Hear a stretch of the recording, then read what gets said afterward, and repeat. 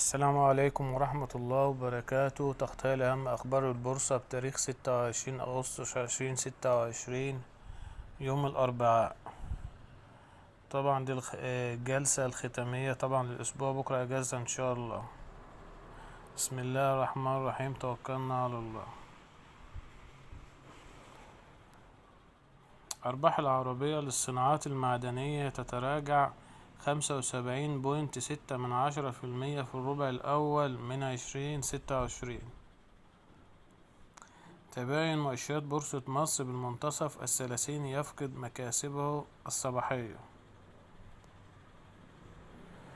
القيمة السوقية لبورصة مصر تخسر 3 مليار جنيه مع هبوط السبعيني 1.27%.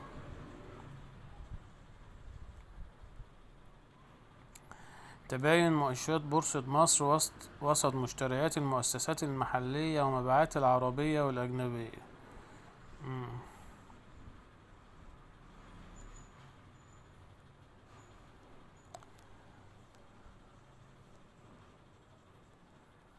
هبوط مؤشرات بورصة مصر بالمنتصف الثلاثيني يهبط قرابة 55,000 نقطة و100. بدء التداول على أسهم شركة فيوتشر كير بالسوق الرئيسي للبورصة المصرية.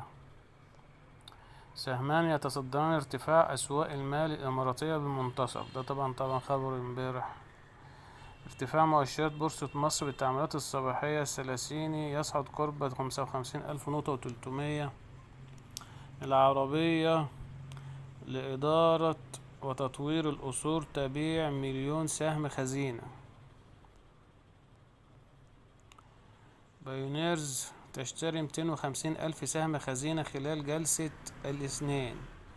مدينة مصر الإسكان ترفع رصيدها من أسهم الخزينة إلى 30 مليون سهم. الاتحاد الصيدلي تختار مستشارا ماليا لتقييم أرض تابعة تمهيدا لمشاركة عقارية.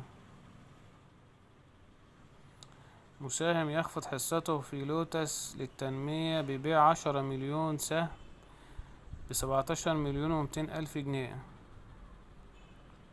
مساهم يرفع حصته في رأس مال الأهلي للتنمية ب4 مليون جنيه.